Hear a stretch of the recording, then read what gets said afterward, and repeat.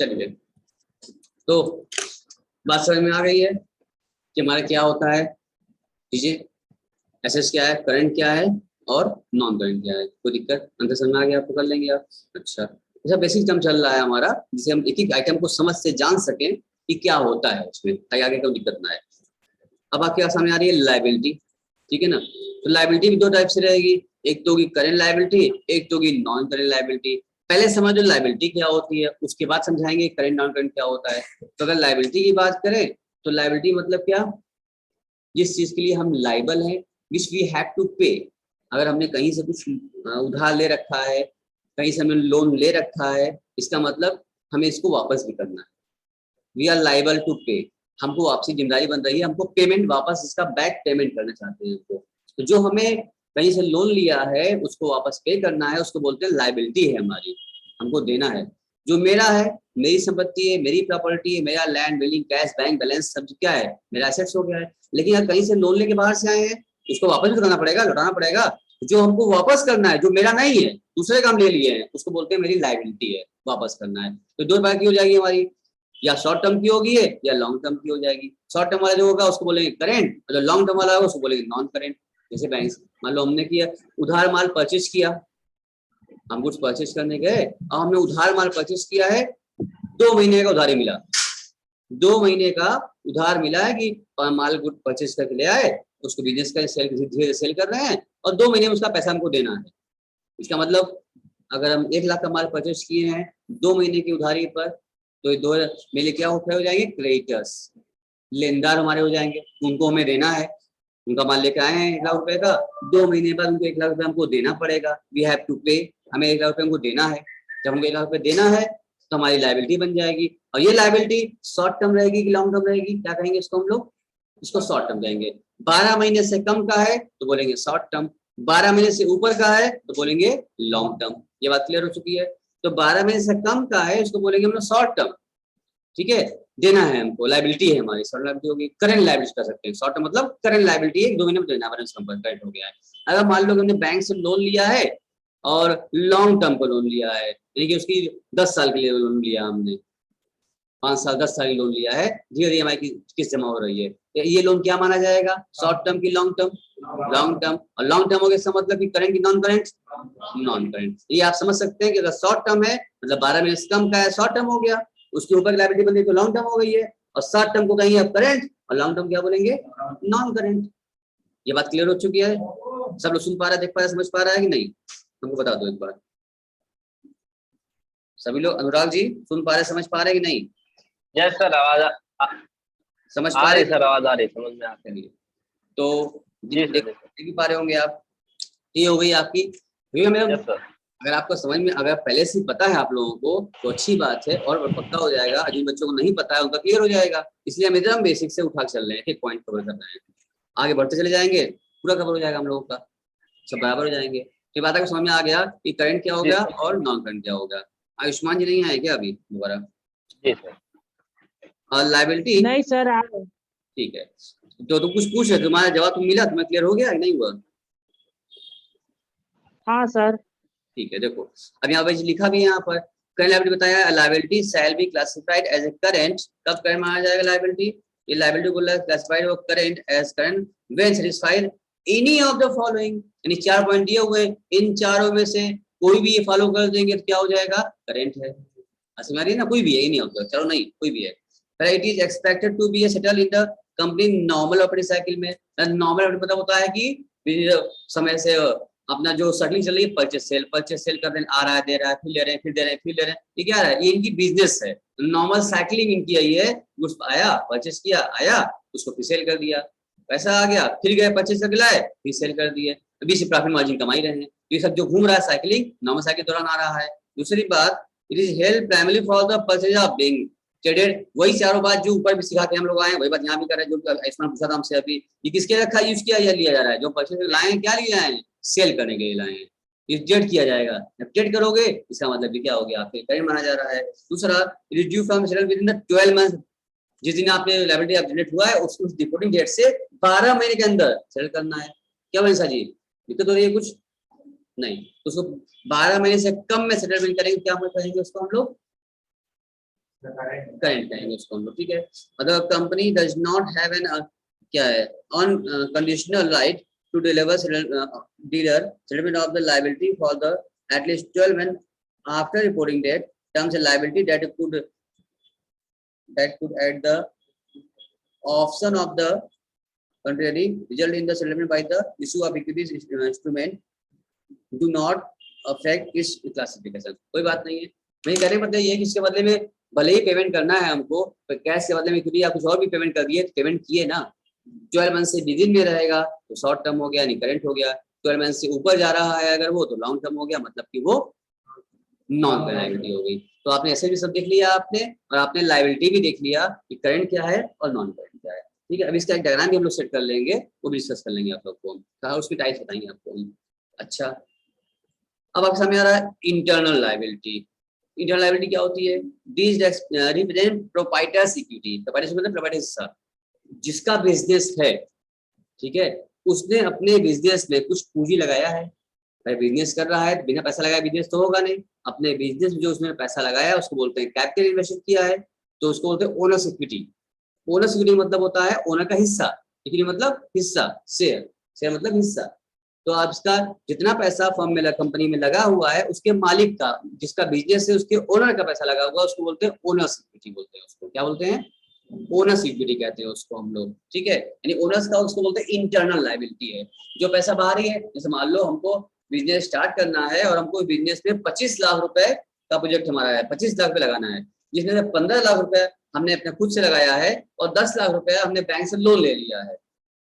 25 लाख रुपए हो गया, 25 लाख का बिजनेस स्टार्ट कर दिया हमने। तो जो 25 लाख रुपए की जो पूंजी लगी, कैपिटल लगा है स्टार्ट करने में बिजनेस को, इस 25 लाख में 15 लाख तो मेरा है, इसको कहेंगे इंटरनल लायबिलिटी है, ओनर्स इक्विटी है। और जो 10 लाख रुपए लगा है बाहर से लिया है, बैंक से लिया है, इसको बोलेंगे एक्सटर्नल लायबिलिटी, यानी बाहरी लायबिलिटी है।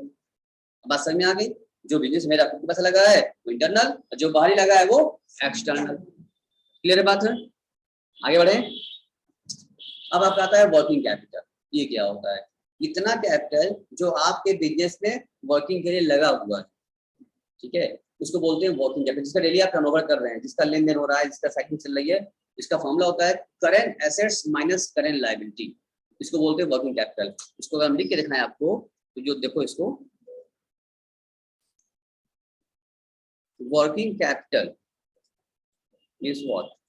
देखो, वर्किंग कैपिटल का फॉर्मूला होता है current assets minus current liability.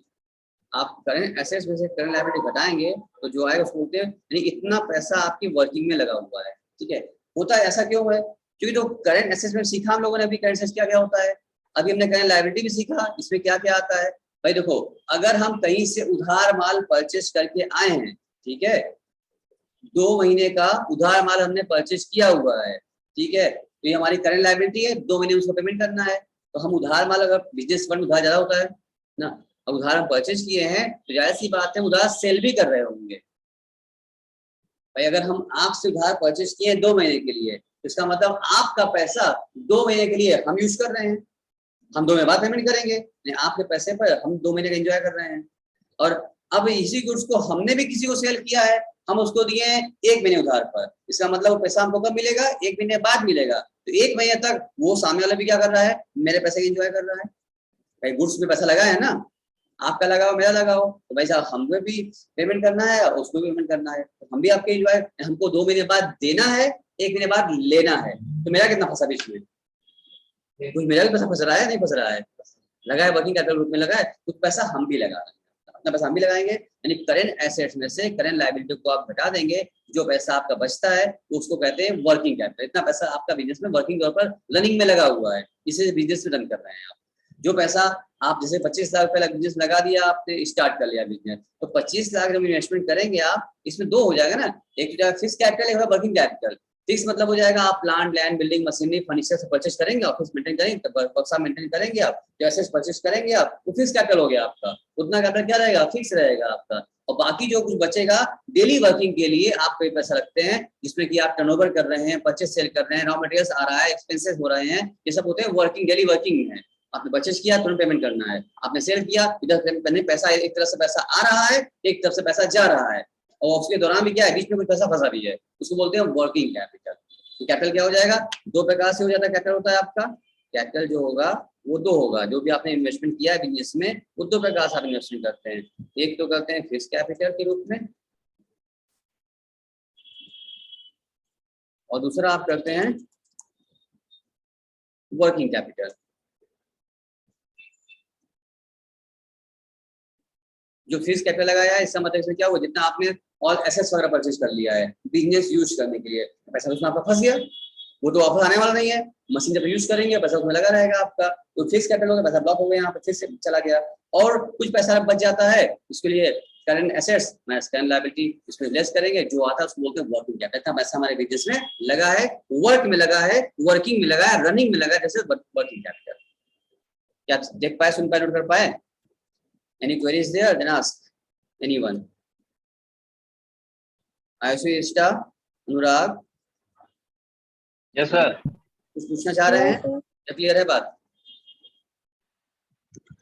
Yes sir, sir ये हेलो सर, हाँ बोलो बच्चे। ये जो फिक्स कैपिटल है सर, ये फिक्स कैपिटल हम लोग उसमें नॉन करंट एसेट में इन्वेस्ट किए होते हैं। नॉन करंट लायबिलिटी, तो ये कैपिटल लायबिलिटी है बच्चा ना, तो नॉन करंट लायबिलिटी माना जाएगा फिक्स वाला, ठीक है।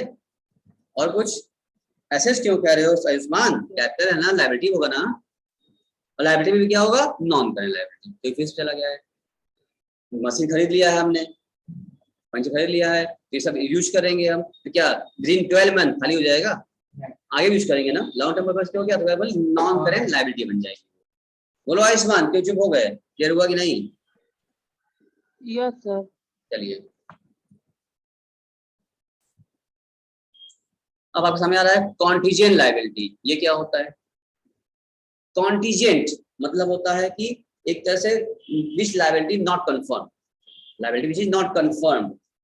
जैसे हमने किसी को परचेज कर लिया है गुड्स 1 लाख रुपए का, 2 महीने उधारी मिली है, अब हम कंफर्म है कि 2 महीने में उसका पेमेंट हमें करना ही करना है, दैट्स कंफर्म लायबिलिटी। कॉन्टीजेंट मतलब होता है कि पेमेंट कर भी सकते हैं, नहीं भी कर सकते हैं, यानी देना भी है, बढ़ भी सकता है, और नहीं भी ना सकता है, नॉट कंफर्म। जो कंफर्म, ऐसी लायबिलिटी जो कंफर्म ना हो उसको बोलते हैं हम लोग कॉन्टीजेंट लायबिलिटी। सर ऐसी कौन सी लायबिलिटी होती है जो कंफर्म हो ना हो, कोई कंफर्म नहीं है अभी तक?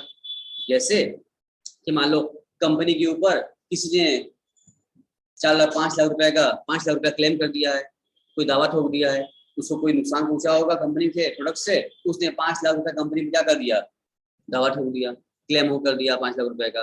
अब कंपनी में इसका कोर्ट में बात चल रही है, कोर्ट में केस चल रहा है, और जब कोर्ट में केस चल रहा है तो भाई कंपनी भी तो अपना पक्ष रखेगी, सामने वाला क्लेम किया 5 लाख रुपए का, प्रूफ होगा तब तो मिलेगा। अगर कंपनी अब केस जीत जाएगा तो नहीं देना पड़ेगा, कंपनी केस हार जाएगी तो 5 लाख देना पड़ेगा। ये कब कंफर्म होगा, जब जज साहब का फैसला आएगा। और जज साहब फैसला तो बहुत जल्दी आता है, आप लोग जानते हैं, हमारे देश में जान ही रहे हैं, मामला कोर्ट में पहुंचता है तो फैसला तुरंत मिल जाता है कि समय लगता है? समय लगता है कितना, घंटा 2 घंटा 2 दिन 4 दिन, सालों साल लग जाता है, लगता है ना। क्या मिलता है, तारीख, फिर क्या मिलता है, तारीख, फिर तारीख पे तारीख मिलता रहता है, तो टाइम तो लगता है ना वहां पर बहुत ज्यादा। तो जब मामला कोर्ट में चल रहा हो और हमको फिर अभी तक केस फैसला ही नहीं आया, अभी तक कि लायबिलिटी कंफर्म हुई कि नहीं हुई, केस चल रहा है, तो हम कैसे मान लें लायबिलिटी हमारी है। लेकिन हाँ, केस चल रहा है तो डाउटफुल तो है, डर तो लगता है सबको ना, डर सबको लगता है, क्या पता हम केस हार गए तो क्या होगा, कंफर्म तो है नहीं, जीत ही जाएंगे, हार भी सकते हैं, जीत भी सकते हैं। इसलिए अब ऐसे केस में मेरे ऊपर 5 लाख की लायबिलिटी आ चुकी है, जो कि अभी कंफर्म नहीं है। कंफर्म तब होगा जब जज साहब का फैसला आएगा, जब कोर्ट का फैसला आएगा तभी कंफर्म होगा कि देना है कि नहीं देना है, दोनों कंफर्म होगा। और तब तक के लिए, जब तक ये कंफर्म ना हो जाए, जब तक फैसला ना आ जाए, तब तक इस 5 लाख रुपए को अपने बैलेंस में क्या दिखाएंगे हम, एज ए कॉन्टीजेंट अदर, बाहर अलग से वर्किंग नोट के तौर पर फुट नोट पे दिखाएंगे लिख करके, ये हमारी कॉन्टीजेंट लायबिलिटी, ताकि लोग जान जाए हमारे पास चल रहा है, हम जीत भी सकते हैं, हार भी सकते हैं। हार जाएंगे 5 लाख, तो जब अगर हम हार जाएंगे तो 5 लाख जो कॉन्टीजेंट दिखा रहे हैं अभी हम, ये क्या बन जाएगा, कंफर्म हो जाएगा, ये कंफर्म लायबिलिटी बन जाएगी। और हम केस जीत जाएंगे तो तब भी कंफर्म हो जाएगा कि लायबिलिटी नहीं है, हमको कुछ भी नहीं देना है। तो ऐसी लायबिलिटी जो टिल डेट बैलेंस शीट बनाए डेट तक अभी कंफर्म नहीं हो पाई है कि उसको पे करना है कि पे नहीं करना है, अभी दुविधा फंसा हुआ है, कंफर्म नहीं है, उसको बोलते हैं हम लोग कॉन्टीजेंट लायबिलिटी। ठीक है, जैसे होता है बिल डिस्काउंटेड, दूसरा एग्जाम्पल ले लो हमसे, आपने पढ़ा होगा bill discounted, bill of exchange पढ़े होंगे आप लोग, उसमें था ना कि ड्रावर ने बिल ड्रॉ किया, ड्रावी ने उसको एक्सेप्ट कर लिया, साइन कर दिया, और ड्रावर जाके उसको बिल बैंक से क्या कर लिया, डिस्काउंट करवा लिया। बिल जो है ड्रावर ने बैंक से डिस्काउंट करवा लिया, बिल टाइम था 3 महीने का, ठीक है, तो जब तक वो उसका पेमेंट नहीं हो जाता, ड्रावर डिस्काउंट करा चुका है तो ड्रावी को पेमेंट करना था, अगर मैच्योरिटी डेट पर ड्रावी क्या कर दे, पेमेंट करने से मना कर दे, तो बैंक तो तुरंत हमसे ले लेगा, तो डिस्काउंट हम करवाए थे, ठीक है ना। तो जब तक पेमेंट नहीं हो जाता तब तक इसको भी मानते हैं कॉन्टिजेंट लायबिलिटी, कि अगर ड्रावी दे दिया तो ठीक ठीक, नहीं दिया तो हमको देना पड़ जाएगा।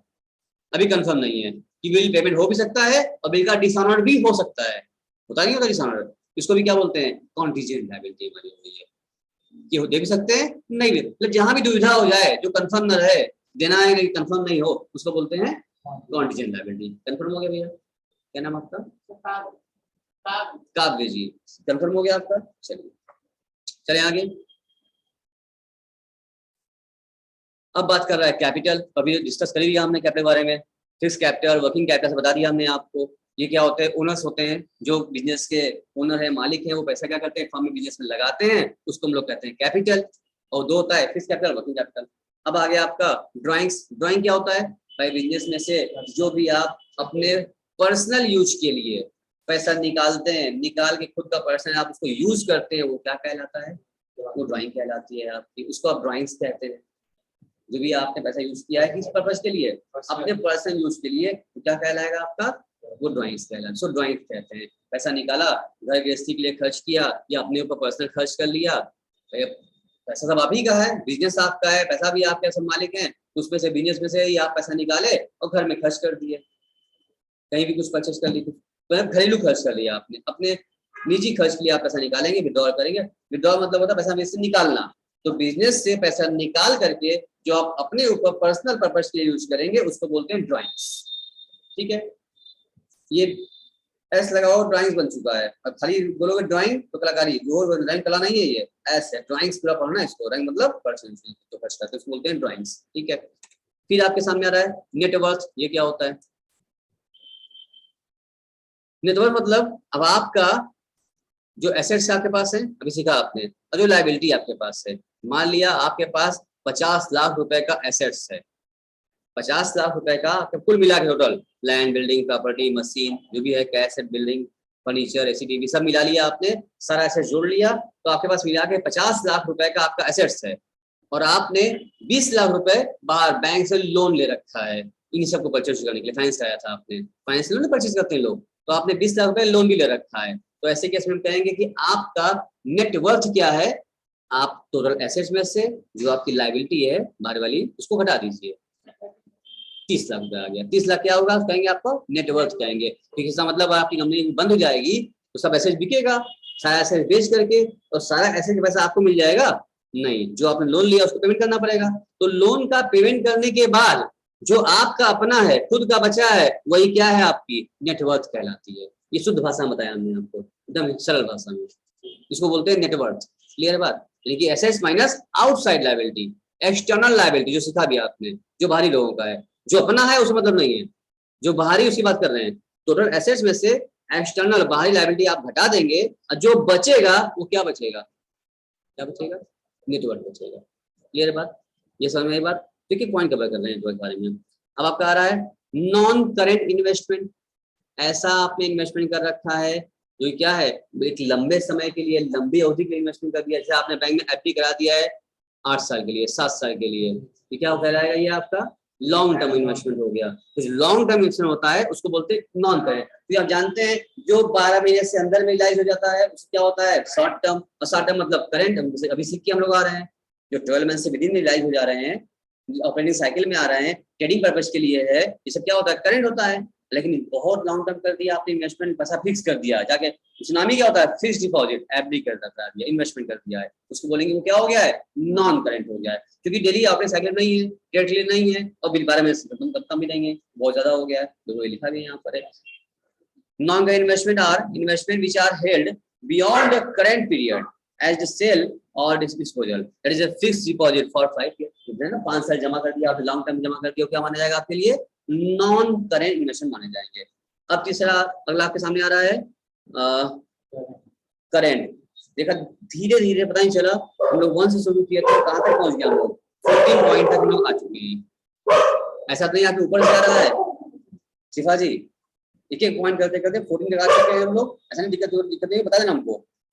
चलो तो इधर पीछे सब लोग है, चला गया, सब लोग देख पाए, सुन पाए, सब नहीं सुन पाए, सब लोग देख पा रहे, सुन पाए सब लोग।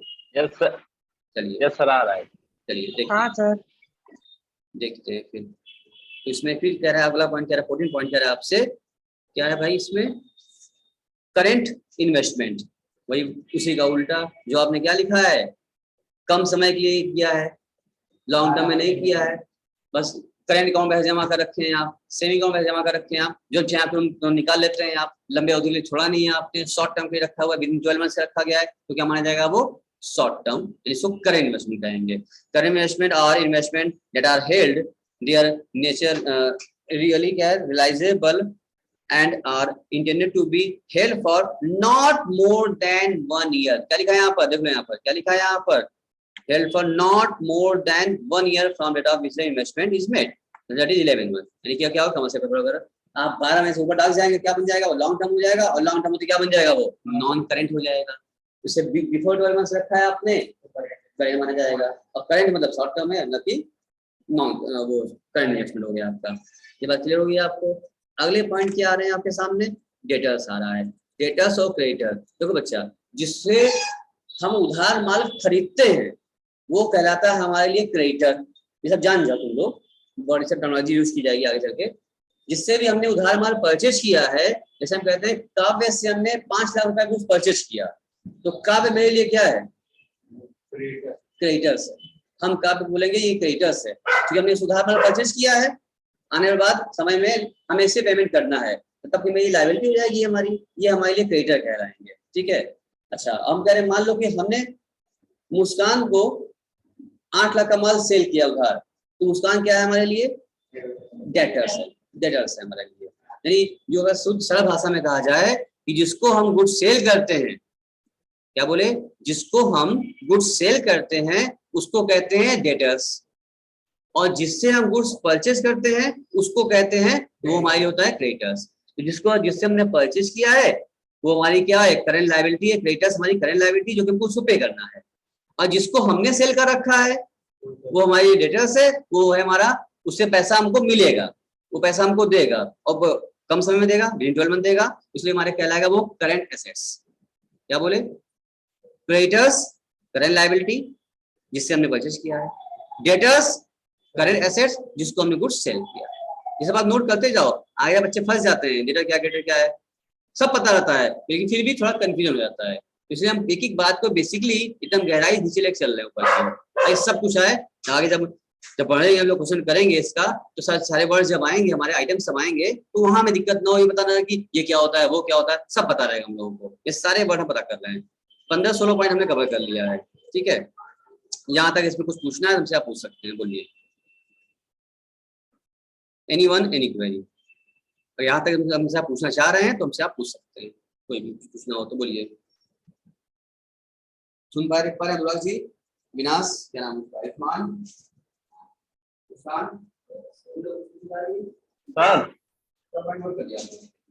हाँ बोलो।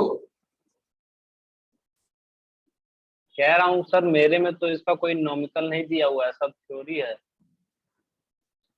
जहां तक जा रहा है आपको, जहां तक मिलेगा करना ही पड़ेगा, बाकी जो उसमें नहीं होगा वो हम देंगे आपको, जो सिलेबस में आपको तो पढ़ना ही है आपको, और उसमें नहीं भी कम होगा तो हम देंगे अपने, उसको प्रोवाइड करेंगे आपको, करना तो ही है। सर दिया सब है, बस सर जैसे इसमें से आप पर्सनल आप सुनो मेरी बात, इससे रिगार्डिंग कुछ पूछना है तो पढ़ा रहे उसमें यहाँ पूछो, और आपकी अगर कोई पर्सनल क्वेरी है तो कॉल पर पूछ लेना हमसे। भाई यहाँ पर तो हम लोग क्लास में हैं, सभी लोग जुड़े हुए हैं, तो पर्सनल टॉकिंग नहीं कर सकते ना हम लोग, चैटिंग नहीं कर सकते यहाँ ना। आपकी कोई पर्सनल कुछ प्रॉब्लम है तो इस टॉपिक चल रहा है, इसके अलावा वो आप हमसे पूछ लीजिए, अलग से पूछ लीजिएगा। और अभी क्लास में जो हमने डिस्कस कर रहे हैं इसमें कुछ पूछना है पूछिए, ताकि सबका फायदा हो, सब लोग सुने। यहाँ पे जो पढ़ा रहे हैं इसमें कुछ पूछना है पूछिए अभी तुरंत क्लास में। और बाकी के लिए तो हम तो वही हैं, आप कभी हमसे बात कर सकते हैं। हाँ बोलिए सर, ये गुड डेट और डाउटफुल डेट में डिफरेंस क्या है सर? अभी जो बताना है हम लोगों को, अभी डेटर्स कवर करना है हमको और कैपिटल कवर करना है। पहले हम क्या ले लें, क्या बोले साहब? नॉन करेंट इन्वेस्टमेंट है, ऐसा इन्वेस्टमेंट जो हमने किया है लॉन्ग टर्म के लिए, लंबे समय के लिए, जैसे बैंक ने एफडी कर दिया 5 साल की एफडी करा दिया, तो लॉन्ग टर्म हो गया। लॉन्ग टर्म मतलब नॉन करेंट, शॉर्ट टर्म मतलब करेंट, समझो। तो शॉर्ट टर्म में करेंट हो गया और लॉन्ग टर्म में तो नॉन करेंट हो गया। ठीक है, समझ में आए? हाँ, अब लिंक करें। आयुष्मान जी क्या करें हमसे? आयुष्मान जी कह रहे हैं सर ये गुड डेप्थ है, डाउटफुल डेप्थ है और बैड डेप्थ से क्या मतलब है? देखो होता ये है ना कि अगर हम भाई उधार माल सेल कर रहे हैं, हमने 1 लाख रुपए का उधार माल सेल कर दिया, वो हमारे डेटर्स हो गए और डेटर्स हैं। उसमें से क्या हो गया, उसमें से एक आदमी ऐसा था जिसको 10,000 रुपए का माल हमने सेल किया था और वो जो है भाग गया, पेमेंट नहीं किया। हम कोशिश किए, नहीं मिल पाया, नहीं पकड़ पाए, पेमेंट नहीं हो पाया, मेरा पैसा वहां डूब गया। जो पैसा वो डेटा जो मेरे थे वो क्या हो गए, बैड हो गए, खराब हो गए, पेमेंट नहीं किया उन्होंने, भाग गए, तो बैड हो गए इसका मतलब। तो ऐसा डेटर्स जो कि हमारा डूब गया उसको बोलते हैं बैड डेट्स, उसको बोलते हिंदी बोलते हैं डूबा ट्रेड, पैसा डूब गया हमारा, नहीं मिलेगा, तो बैड डेट्स कह दिया हमने।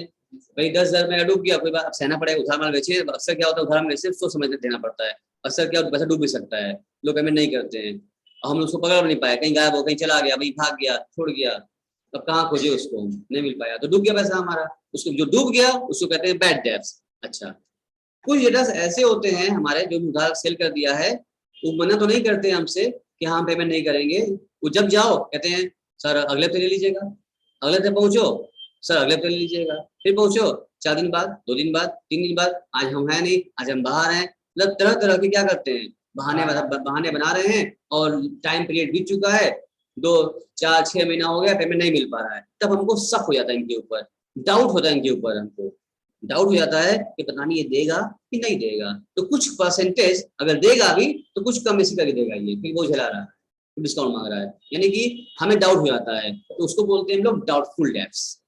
ऐसे डेप्ट जो एकदम कन्फर्म है, हम जानते हैं जब जाएंगे तुरंत पैसा मिलता है, इमीडिएट पेमेंट करते हैं सब, उसको बोलते हैं गुड डेटर्स। वो सब क्या है, अच्छे मेरे, गुड हैं, प्रॉम्प्ट पे ही हैं, समय से पेमेंट करते हैं, पूरा पेमेंट करते हैं, उसको बोलते हैं गुड डेटर्स। जो अच्छे हैं, समय से करते हैं, प्रॉम्प्ट पे ही, उसको बोलते हैं क्या हम लोग, गुड डेटर्स बोलते हैं। और जो लोग क्या हैं, बहुत टाइम लगा रहे हैं और हमको तरह तरह की बातें कर रहे हैं, तो हमें उन पर डाउट हो जा रहा है, तो देगा, भले वो दे दे, भले वो पूरा दे दे, लेकिन इतना लंबा टाइम खींच रहा है तो हमें डाउट हो, उससे शक हो रहा है। जरूर नहीं कि हमारा शक यकीन सही ही हो जाए, हो सकता है वो किसी वजह से लेट कर रहा हो, आगे जाकर दे ही दे पूरा हमको, कोई बात नहीं, लेकिन फिलहाल हम क्या करते हैं, अगर शक हो गया हमको कि कुछ परसेंट कम पैसा कम देने वाला है, उसका प्रोविजन पहले ही कर लेते हैं हम लोग। Due to conservatism concept of accounting, क्या कहा जाता है, फ्यूचर में होने वाले लॉस का प्रोविजन अभी आप कर लीजिए। हम क्या करते हैं, फ्यूचर में लॉस जो होने वाला है उसका प्रोविजन अभी कर लेते हैं। अभी क्या मान लेते हैं कि उसका प्रोविजन कर लिया, डाउट कर लिया हमने और डाउटफुल बना दिया, तो ऐसे डेटर्स हमारे क्या है, डाउटफुल हैं। आगे से इनको जब माल सेल करना रहेगा तो सोच समझ के माल सेल करेंगे, कि तुरंत पैसा पेमेंट करके झिलाते हैं ये लोग। कुछ ऐसे लोग होते हैं जो बस माल गया, हमने कहा समय आपको 10 दिन उधार दिया हमने, तो 10वें दिन क्या करते हैं, इमीडिएट पेमेंट कर देते हैं, लेट नहीं करते हैं, बस जाओ तुरंत पेमेंट आ गया, पूरा पेमेंट आता है एक बार, बोलते हैं प्रॉम्प्ट भाई, वो अच्छे हैं, गुड डेटर्स हैं, इनको माल बेचने में अच्छा लगता है, हमको एक फोन माल भेज देते हैं हम लोग। लेकिन जो जिस तरह झिलाता है, 10 दिन गए थे, 50 दिन में दिया पैसा, झिला झिला करके खूब लटकाया हमको, तो क्या हो जाता है, उस पर डाउट हो जाता है हमको कि आगे से माल दे कि ना दे। ऐसे लोग बोलते हैं डाउटफुल है हमारे, और जो लेके भाग ही गए वो डूब गया, उसको क्या बोलते हैं, बैड डेट्स बोलते हैं। हाँ उस्मान जी बोलिए, क्या बोल रहे थे आप, चेयर हुआ नहीं, कहाँ गया उस्मान जी? हाँ सर क्लियर हो गया। चलिए